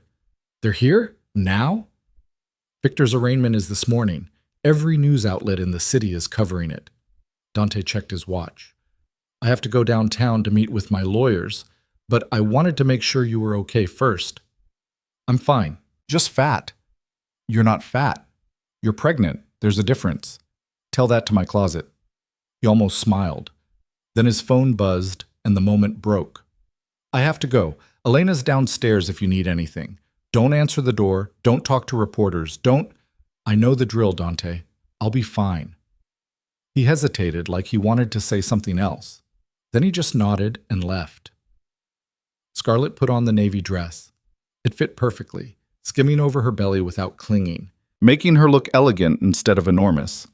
She studied herself in the mirror and barely recognized the woman staring back. 7 months ago, she'd been broke and desperate, sleeping on Nina's couch and wondering how she'd survive. Now she was living in a townhouse worth millions, married to one of the most powerful men in the city, wearing designer maternity clothes while her ex-fiancé faced criminal charges. She should have felt triumphant. Instead, she just felt tired. The news coverage was relentless. Scarlett tried not to watch, but it was everywhere. Victor in a dark suit walking into the courthouse surrounded by lawyers. His face looked thinner, harder. The cameras caught him from every angle. Reporters shouting questions he didn't answer. The charges were read: wire fraud, bribery of public officials, falsification of documents. Each one carried potential prison time. His bail was set at $5 million. Marianne Chen appeared in one shot, standing behind Victor's legal team, her face carefully blank. The wedding that was supposed to join two dynasties had been quietly canceled. Her family's statement said they were reassessing their business relationship with Langford Industries. In other words, they were cutting him loose. Scarlett turned off the television and sat in the quiet library, one hand on her belly where the baby was doing somersaults. She'd thought watching Victor fall would feel satisfying, sweet revenge for all the pain he'd caused. It didn't feel sweet. It just felt heavy. Nina called that afternoon. "Have you seen the news, Fong?" she asked without preamble. "Yeah." "How are you feeling about all this?" "I don't know. Conflicted, I guess." "Conflicted?" "Scarlett, he threw you away when you needed him most. He deserves everything he's getting." "Maybe, but I still remember who he was before all this, or who I thought he was. That person never existed. You just didn't see the real him until it was too late." Nina paused. "How's Dante handling it?" "He's been downtown all day. I think he's meeting with prosecutors." "Is he happy now that he's won?" Scarlett thought about Dante sitting in the library at 2 a.m, saying he felt tired instead of triumphant. "I don't think anyone's happy. This whole thing is just sad. You're too forgiving." "I'm not forgiving anything. I'm just not celebrating someone else's destruction." "Even when they destroyed you first?" "Especially then." Scarlett shifted in her chair, trying to get comfortable. "Revenge doesn't feel the way I thought it would." "What does it feel like?" "Empty." After they hung up, Scarlett sat in the quiet and wondered when she'd stopped being angry, when the burning need for Victor to suffer had faded into something softer, sadder. Maybe it was the pregnancy, all those hormones making her emotional. Or maybe it was living with Dante, seeing firsthand that revenge didn't actually fix anything. It just created new wreckage. Dante came home late that night, loosening his tie as he walked into the library where Scarlett was reading. "How'd it go, Ace?" she asked. "Victor's lawyers are pushing for a plea deal, reduced charges in exchange for testimony against some of his business partners." He poured himself a drink. "Prosecutors are considering it." "Will he go to prison?" "Probably. Even with the deal, he's looking at a few years minimum." Scarlett set down her book. "Do you feel better now that it's basically over?" Dante took a long drink before answering. "I feel like I spent 5 years planning this, and now that it's happening, I don't know what to do with myself." "Was it worth it?" He looked at her, really looked at her. "I don't know yet." "That's honest. You want me to lie?" "No, I want you to tell me what happens now, with us." "What do you mean?" "I mean, the deal was I stay until Victor's destroyed. Well, he's pretty much destroyed. So what happens to me? To the baby?" Dante set down his glass. "You think I'm going to kick you out?" "I don't know what to think. We've never talked about what comes after. Because there is no after." He moved closer, sat down on the chair across from her. "You're my wife. This is your home. That doesn't change just because Victor's case is resolved." "But the marriage was fake. A business arrangement." "It was. At the beginning." He ran a hand through his hair. "I don't know when it stopped being fake for me. But it did." Scarlett's heart hammered in her chest. "What are you saying?" "I'm saying I don't want you to leave. I want you to stay. I want to be here when the baby's born, and I want to—" He stopped, searching for words. "I want to try to make this real. Dante, I know I'm not good at this. Emotions, relationships, any of it. I know I'm cold and controlling, and I use people." He met her eyes. "But I don't want to use you anymore. I want to be someone you can count on." "You already are," she said softly. "You've taken care of me when you didn't have to. You've protected me. That's not enough." I want more than that. What do you want? He reached for her hand. I want you to want to be here, not because you need protection or money or a roof over your head, but because you want to be with me. Scarlett looked at their joined hands.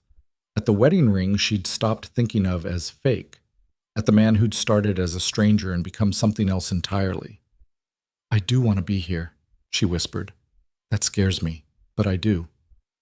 Why does it scare you? Because I fell for Victor, and look how that ended. Because trusting people is terrifying, because… She took a shaky breath. Because what if this is just another arrangement that falls apart when it's not convenient anymore? It won't. You can't promise that. Yes, I can. Dante moved to sit beside her, his hand coming up to cup her face. I spent 5 years obsessed with destroying Victor. 5 years where revenge was the only thing that mattered. And then you showed up, and suddenly I had something more important to think about. The baby. You, both of you. His thumb brushed her cheek. I'm not Victor. I won't throw you away when things get hard. I won't choose power over you. But how do I know that? Because I already chose you. Every day for the past 7 months, I chose you. He leaned his forehead against hers. And I'm going to keep choosing you, if you'll let me. Scarlett closed her eyes, feeling tears slip down her cheeks. I'm so scared of getting hurt again. I know, but I'm not going to hurt you. I promise. Promises are easy to break. Then let me prove it. Let me show you I mean it. She pulled back to look at him, at the man who'd offered her safety when she had nothing, who'd stood between her and Victor's cruelty, who'd learned her favorite tea and bought her books about pregnancy and put his hand on her belly to feel their baby kick. Okay, she whispered, show me. He kissed her then, soft and careful, like she was something precious. And for the first time since this whole nightmare began, Scarlett let herself believe that maybe, just maybe, she could have something real. Something that wasn't built on revenge or desperation or fear, something that was just theirs. 2 weeks later, Victor's plea deal was finalized. 3 years in federal prison, followed by probation and restitution. His company was dissolved, assets liquidated to pay back investors and settle lawsuits. The Langford name that had meant power and prestige for generations became synonymous with fraud and corruption. Dante was in meetings all day when the news broke. Scarlett watched the announcement alone in the library, feeling strangely detached from it all. When Dante came home that evening, she was in the nursery they'd been setting up. A room on the 3rd floor with soft gray walls and white furniture. She was folding tiny clothes when he found her. You heard? He asked from the doorway. Yeah. How do you feel? She set down a onesie. Relieved, I think, that it's over, that we can move on. We can. He came into the room, looking around at this carefully arranged furniture, the mobile hanging above the crib, the shelves full of books they'd bought together. It looks good in here. Elena helped. Still, it's nice. He picked up one of the stuffed animals, an elephant that played lullabies. 2 months until he's here. 7 weeks, actually, but who's counting? She smiled. Are you nervous? Terrified. Really? You don't seem terrified of anything. I'm terrified of screwing this up, of not knowing how to be a father. He set down the elephant. I never thought I'd have kids. Never wanted them. And now you're stuck with one. Now I can't imagine not having him. Dante looked at her. Or you. Scarlett felt her throat tighten. You're going to be a good father. How do you know? Because you already are. You've been protecting him since before he was born. You've made sure we have everything we need. You care, even when you pretend you don't. I'm not pretending anymore. I know. He crossed the room and pulled her into his arms, careful of her belly. She leaned into him, breathing in the smell of his cologne and feeling safer than she had in months. I love you, Dante said quietly. I should have said it before, but I'm saying it now. I love you, Scarlett. She pulled back to look at him. You love me? Yeah, I do. Since when? I don't know. Somewhere between the 2nd doctor's appointment and the 5th time I found you crying in the bathroom at 3 a.m. He touched her face. You don't have to say it back. I just wanted you to know. But Scarlett realized she did want to say it back, that somewhere in the past 7 months, the man who'd married her for revenge had become the man she couldn't imagine living without. I love you too, she whispered. I didn't mean to, but I do. He kissed her, deeper this time, and Scarlett felt something click into place. This was real. This was home. This was the life she'd built from the ashes of the one Victor destroyed. And it was better than anything she'd imagined. That night, they lay in bed together, something that had become routine over the past month as their relationship shifted from arrangement to actual marriage. Dante's hand rested on her belly, feeling the baby move. What should we name him? Scarlett asked.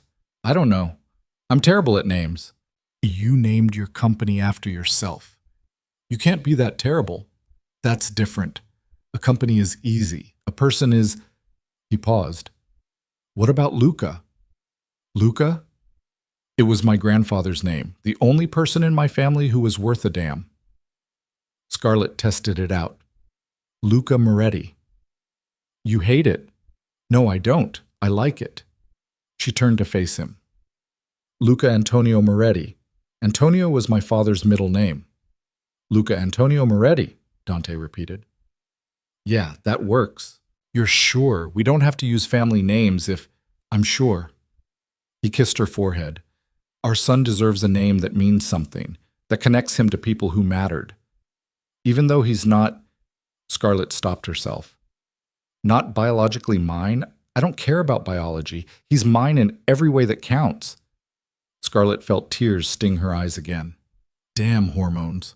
You're a good man, Dante Moretti. Don't let that get around. You'll ruin my reputation. She laughed and settled against him, feeling the baby kick between them. This was her family now. This strange, unexpected, perfectly imperfect family. And she wouldn't trade it for anything.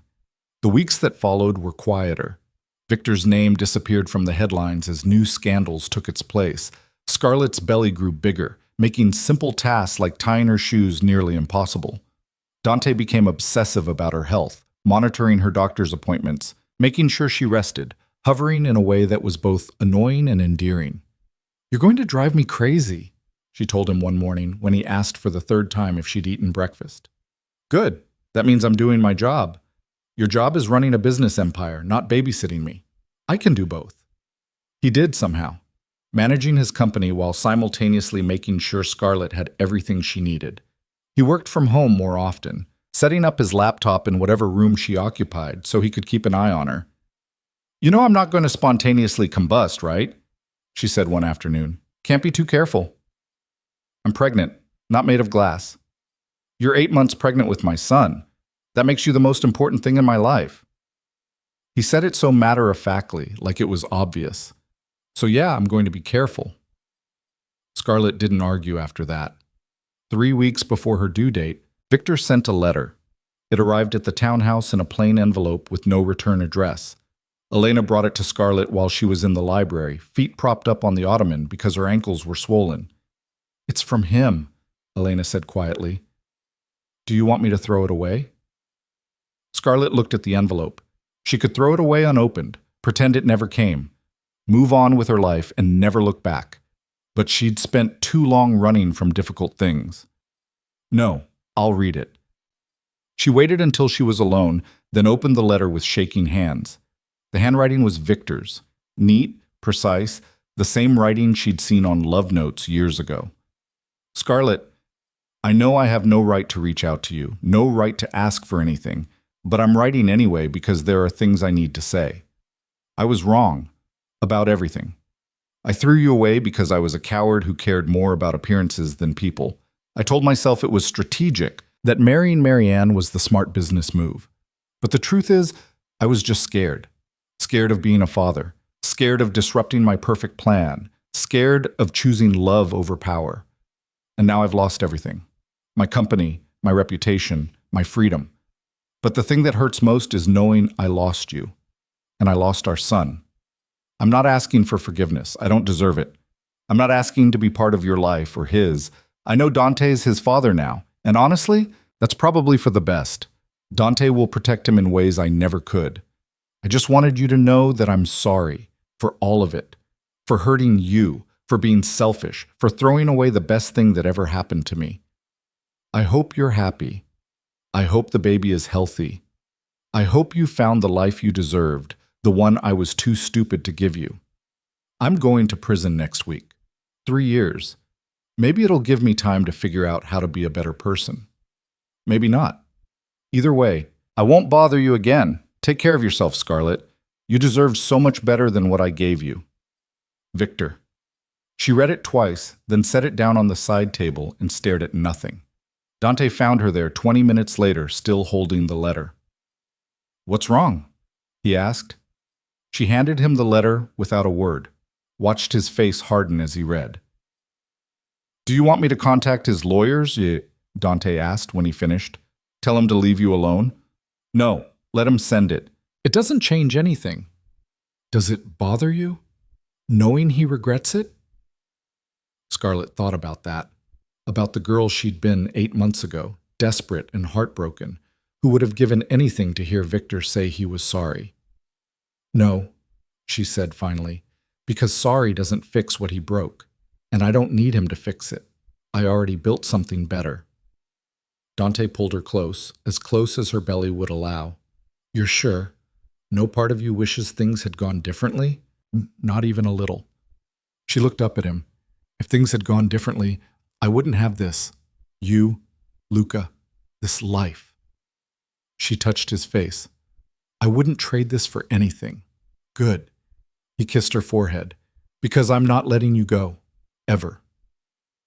Promises, promises. I keep my promises. And he did. Luca Antonio Moretti was born on a Tuesday morning in early spring. Scarlett's water broke at 4 a.m., and Dante drove her to the hospital going 20 miles over the speed limit while she gripped the door handle and tried to remember how to breathe. "You're doing great," he kept saying, his knuckles white on the steering wheel. "I'm not doing anything yet. This is just the warm-up." "Still, you're great." Labor lasted 14 hours. 14 hours of pain and exhaustion, and Dante holding her hand through all of it, letting her squeeze until she thought she might break his fingers. He didn't complain once. When the contractions got bad, he talked her through them, his voice steady and calm, even though she could see the fear in his eyes. "I can't do this," she gasped at hour 12. "Yes, you can." "I can't. It hurts too much." "You're the strongest person I know. You can do this." He pressed his forehead to hers. "Just a little longer. He's almost here." When Luca finally arrived, 6 pounds, 8 ounces, with a full head of dark hair and lungs that worked perfectly, the nurse placed him on Scarlett's chest, and she burst into tears. "He's perfect," she whispered, staring down at the tiny face scrunched up and red from crying. Dante stood beside the bed, looking at the baby like he couldn't quite believe he was real. His eyes were wet, which Scarlett had never seen before. "Can I—" His voice cracked. "Hold him, please." She watched Dante take their son carefully, cradling him like he might break. Luca's tiny hand wrapped around Dante's finger, and something shifted in Dante's expression, softened in a way she'd never seen. "Hey, kid," Dante said quietly, his voice rough with emotion. "I'm your dad. I know I don't know what I'm doing, but I'm going to figure it out. I'm going to keep you safe. I'm going to make sure you grow up knowing you're wanted, that you matter." He looked at Scarlett, tears streaming down his face. "That you're loved," Scarlett sobbed, watching them, not caring that the nurse was in the room or that she probably looked like a mess. This moment, this perfect, imperfect moment, was everything. The nurse came in with paperwork a few minutes later. "We need information for the birth certificate." Dante didn't hesitate. "Luca Antonio Moretti, father's name, Dante Moretti." The nurse wrote it down, and just like that, it was official. Victor's biological son became Dante's legal son. The baby Victor had rejected now belonged to someone who actually wanted him. Later, when it was just the 3 of them, Scarlett dozing in the hospital bed, Dante in the chair beside her with Luca sleeping on his chest, she thought about how far she'd come. 8 months ago, she'd been broken and alone, making a desperate deal with a dangerous man. Now she had a family. It wasn't the family she'd planned. It wasn't perfect or conventional or anything she'd imagined, but it was hers. And that was enough.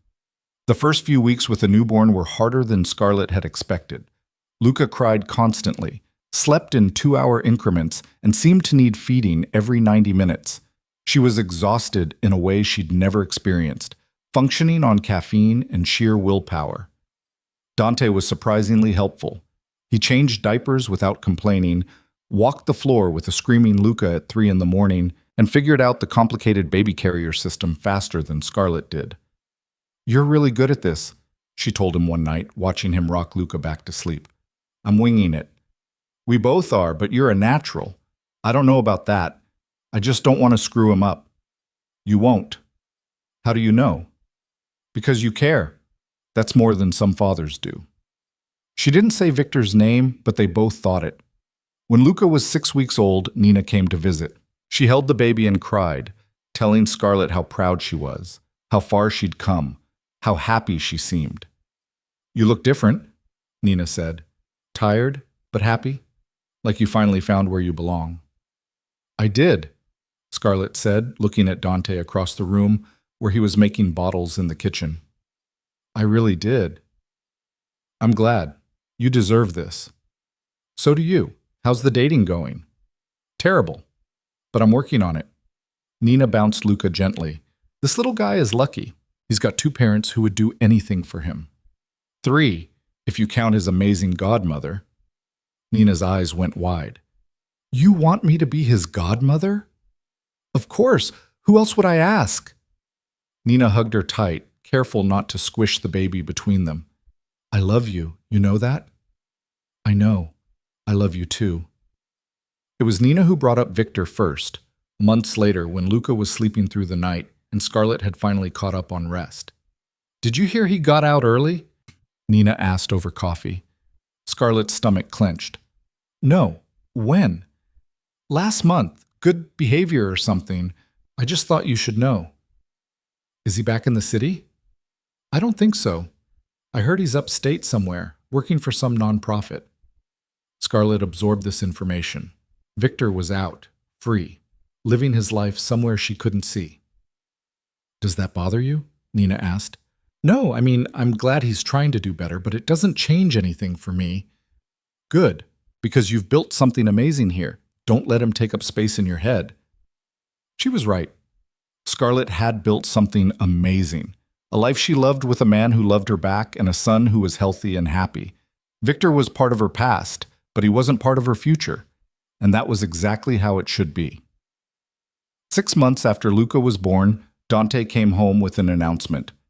"I'm starting a foundation," he said over dinner while Luca babbled in his high chair. "A foundation for what?" "For single mothers who need support. Job training, childcare, legal help, housing assistance. Everything you needed and didn't have." Scarlett stared at him. "You're serious?" "Completely. I've been working on it for months with my lawyers. I wanted to wait until everything was set up before I told you." He reached across the table for her hand. "You're going to run it, if you want." "Run it?" "You know what it's like to be desperate and alone. You know what those women need. Who better to help them?" Tears spilled down her cheeks. "That's the most beautiful thing anyone's ever done for me." "Then say yes." "Yes, of course yes." The Moretti Foundation launched 3 months later. They started small, 1 office, a handful of staff, a limited budget, but word spread quickly. Women started coming through their doors, looking for help, finding hope. Scarlett interviewed every applicant personally. She heard their stories, stories that sounded like her own. Women abandoned by partners, left with nothing, trying to figure out how to survive while protecting their children. She helped them all. Job training programs, childcare subsidies, legal representation, housing assistance. Whatever they needed, the foundation provided. Within a year, they'd helped over 200 women. Within 2 years, they had 3 locations across the city and plans for more. Dante funded it all without question, never asking about budgets or numbers. He just wanted to help, wanted to turn his wealth into something that mattered. "You've changed me," he told Scarlett one night after they'd put Luca to bed. "How?" "I used to think power was about winning. about destroying your enemies and proving you were stronger. He pulled her close. But you showed me that real power is about protecting people, about building something that lasts. I didn't show you that. You figured it out yourself. Maybe, but I wouldn't have figured it out without you. She kissed him, and they stood there in the quiet hallway of their home. Two people who'd found each other in the worst circumstances and built something beautiful anyway. A year and a half after Luca was born, Dante proposed. Scarlett laughed. We're already married. I know, but that was just paperwork. This is real. He got down on one knee in their library where they'd spent so many nights talking and pulled out a ring box. I want to do this right. I want to marry you for real, Scarlett. Not because of revenge or protection or any strategic reason, just because I love you and I want to spend the rest of my life with you. She was crying before he finished talking. Yes, of course, yes. They had a real wedding this time, not a rushed courthouse ceremony or a business transaction. A real wedding with Scarlett in a dress she actually chose, and Dante in a tuxedo, and Luca, 15 months old and walking, being carried down the aisle by Nina. It was small, just close friends, and Elena and the few people who actually mattered. No press, no society pages, no performance. Just two people choosing each other for real this time. When the officiant asked if Dante took Scarlett to be his wife, he said, I already did, but yeah, I do. Again. And I'll keep doing it every day for the rest of my life. Everyone laughed through their tears. When Scarlett said her vows, she looked Dante in the eye and said, You saved me when I had nothing. You gave me a home when I was lost. You became a father to my son when his real father walked away. You showed me that love doesn't have to be perfect to be real, that sometimes the best things come from the worst moments, that family isn't always blood, sometimes it's choice. Her voice cracked. I love you, and I choose you, today and every day after. There wasn't a dry eye in the room. At the reception, held in the townhouse garden that Elena had transformed into something magical, Scarlett danced with Dante while Nina chased a giggling Luca around the lawn. Happy? Dante asked. Deliriously. Good, because I have another surprise. What kind of surprise? I bought the building next to the foundation's main office. Figured you could use more space. Scarlett laughed. You can't just keep buying me buildings. Watch me. He spun her gently. I'm proud of what you've built. What we've built together. Me too. She looked around at the people gathered in their garden. Nina holding Luca, who was trying to eat a flower. Elena wiping tears from her eyes. The handful of women from the foundation who'd become friends, who'd found their way back to stable lives through the program Scarlett ran. This was her life now. Not the one she'd planned with Victor, full of superficial glamour and empty promises. This was real, messy and imperfect and absolutely beautiful. 3 years after Luca was born, Scarlett saw Victor one last time. She was at a charity event downtown, a fundraiser for formerly incarcerated people trying to rebuild their lives. The foundation had donated, and Scarlett was there to speak about second chances and the importance of support systems. She was talking to one of the organizers when she saw him across the room. Victor looked different, thinner, older, with gray at his temples. He wore a simple suit, nothing like the expensive designer clothes he used to favor. He was talking to a small group, gesturing with his hands, looking more animated than she'd seen him in years. Their eyes met across the room. For a moment, neither of them moved. Then Victor excused himself from his conversation and walked over. Scarlett. His voice was quiet, careful. Victor, I didn't know you'd be here. I could say the same.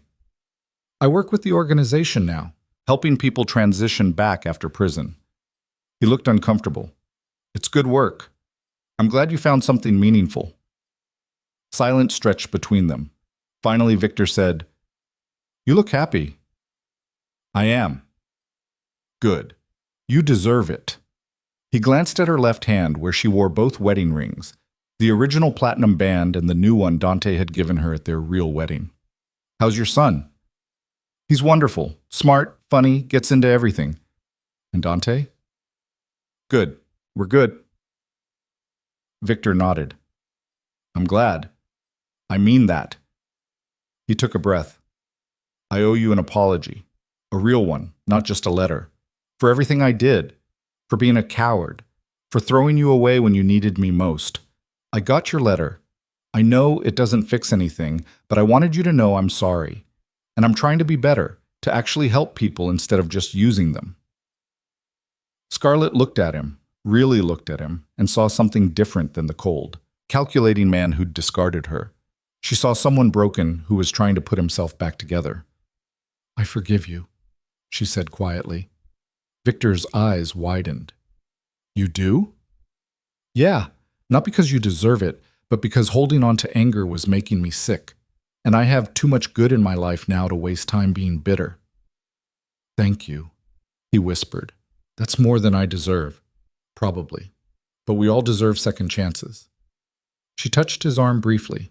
I hope you find what you're looking for, Victor. I really do. I hope I can be half as strong as you turned out to be. She smiled sadly. You can be. You just have to choose to be. Dante appeared at her elbow then, his hand settling protectively on her waist. He nodded at Victor, his expression neutral. Langford. Moretti. Victor looked between them. Take care of her. I plan to. Victor walked away, disappearing back into the crowd, and Scarlett leaned into Dante's warmth. You okay? He asked. Yeah, I am. Did you mean it? About forgiving him? I did. Not for him. For me. She looked up at her husband. I don't want to carry that weight anymore. I want to be free of it. Then you are. He kissed the top of her head. Let's go home. They collected their coats and headed out into the cool evening air.